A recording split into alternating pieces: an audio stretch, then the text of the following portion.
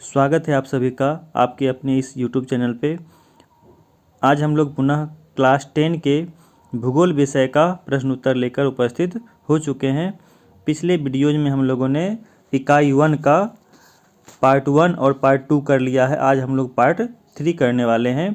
Part 3 में हम लोग इकाई 1 के ही घ भाग का खनिज संसाधन के बारे में प्रश्न उत्तर करेंगे।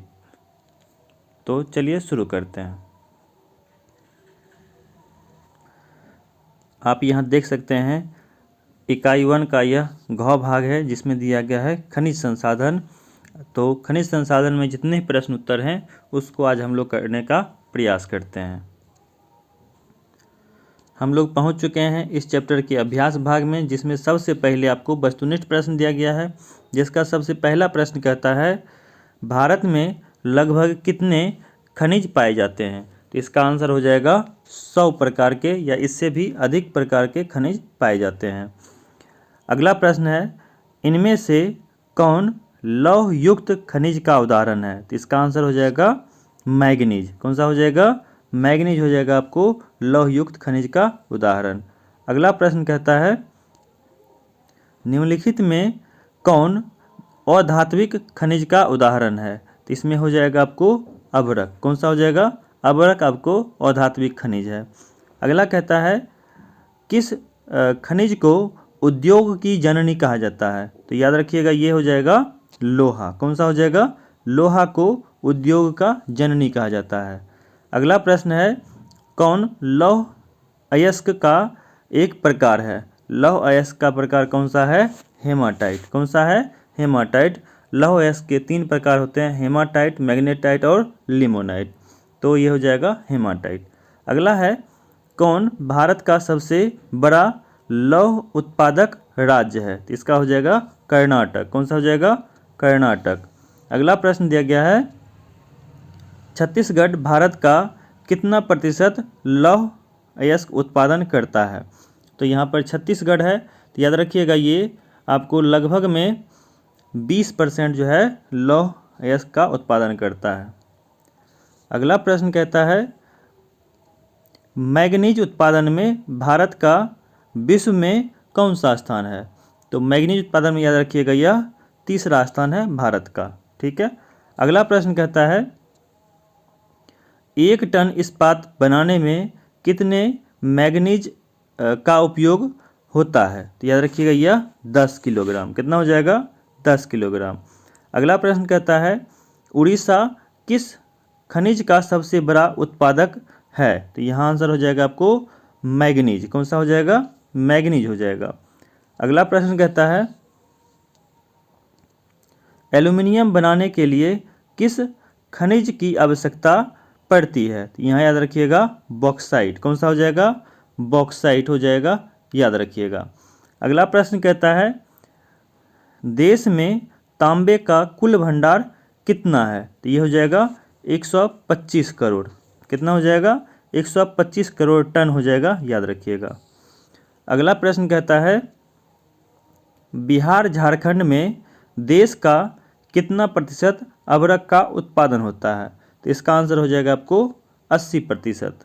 अगला प्रश्न कहता है सीमेंट उद्योग का सबसे प्रमुख कच्चा माल क्या है। तो ये हो जाएगा चूना पत्थर। अगला प्रश्न है लघुत्तरीय प्रश्न, जिसका पहला प्रश्न कहता है खनिज क्या है।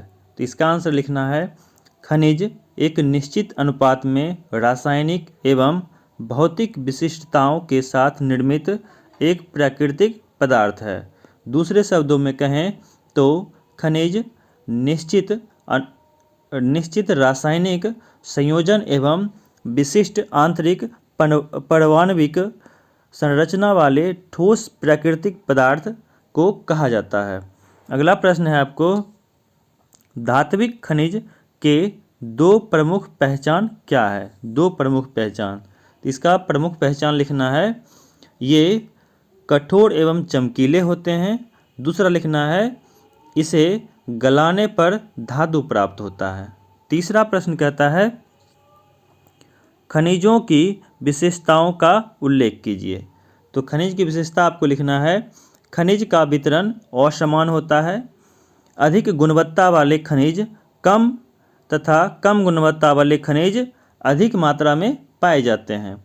खनिज समाप्य संसाधन है, एक बार उपयोग करने के बाद पुनः उपयोग में नहीं लाया जा सकता है, अतः इसके संरक्षण की परम आवश्यकता होती है। अगला प्रश्न है प्रश्न संख्या 4, लौह अयस्क के प्रकारों के नाम लिखिए। तो इसमें आपको लिखना है, लौह अयस्क के प्रकारों का नाम निम्नलिखित है।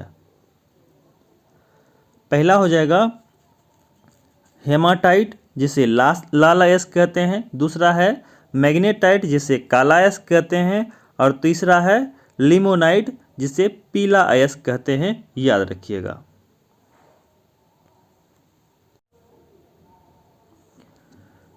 अगला प्रश्न है प्रश्न संख्या 5। इसमें कहता है लोहे के प्रमुख उत्पादक राज्यों के नाम लिखिए। तो इसमें आपको लिखना है, लोहे के प्रमुख उत्पादक राज्यों के नाम निम्नलिखित है। कर्नाटक, छत्तीसगढ़, उड़ीसा, गोवा, झारखंड, महाराष्ट्र, आंध्र प्रदेश, तमिलनाडु इत्यादि राज्यों में लोहे का प्रमुख भंडार पाया जाता है।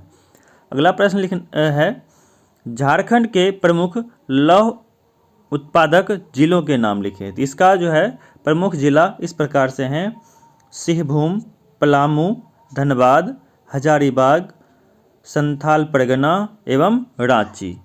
अगला प्रश्न कहता है प्रश्न संख्या 7।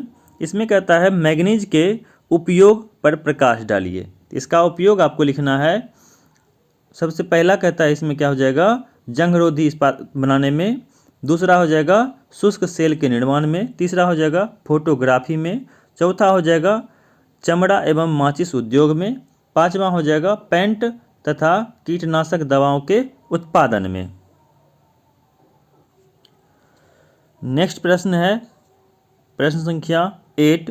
इसमें कहता है एल्युमिनियम के उपयोग का उल्लेख कीजिए। तो एल्युमिनियम के उपयोग आपको लिखना है, इसके उपयोग निम्नलिखित है।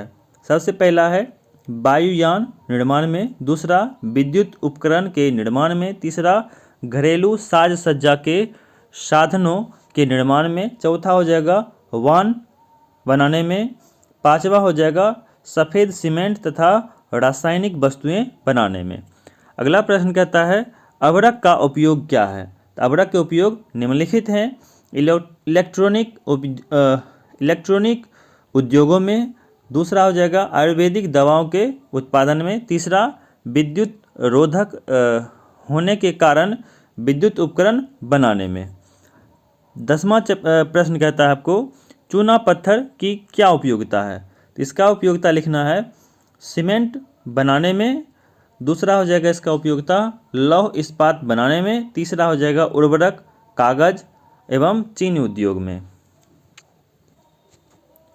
अगला प्रश्न है प्रश्न संख्या 11। इसमें कहता है खनिजों की मुख्य विशेषताओं का उल्लेख कीजिए। तो इसका विशेषता इस प्रकार से है, खनिजों का वितरण असमान है, अधिक गुणवत्ता वाले खनिज कम तथा कम गुणवत्ता वाले खनिज अधिक पाए जाते हैं। यह एक समाप्य संसाधन है, एक बार उपयोग के बाद पुनः उपयोग में नहीं लाया जा सकता, इसका संरक्षण आवश्यक है। अगला प्रश्न है आपको खनिजों के संरक्षण एवं प्रबंधन से आप क्या समझते हैं। तो इसका आंसर लिखना है खनिज क्षयशील एवं अनवीकरणीय संसाधन है, इसकी मात्रा सीमित है, इसका पुनर्निर्माण असंभव है। खनिज उद्योग का आधार है, किंतु औद्योगिक विकास के लिए खनिजों का अतिशय दोहन एवं उपयोग इसके अस्तित्व के लिए संकट है, अतः खनिजों का संरक्षण एवं प्रबंधन आवश्यक है। खनिज संसाधन के विवेकपूर्ण उपयोग 3 बातों पर निर्भर करता है, खनिजों के निरंतर दोहन पर नियंत्रण, उसका बचतपूर्वक उपयोग एवं कच्चे माल के रूप में सस्ते विकल्पों की खोज। खनिजों पर नियंत्रण के अलावे उसके विकल्पों की खोज खनिजों के अपशिष्ट पदार्थों को बुद्धिमत्तापूर्वक उपयोग में लाना, पारिस्थितिकी पर पड़ने वाले कुप्रभाव का नियंत्रण करना इत्यादि। तो आज का यह प्रश्न उत्तर आपको कैसा लगा, कमेंट बॉक्स में ज़रूर लिखें। धन्यवाद।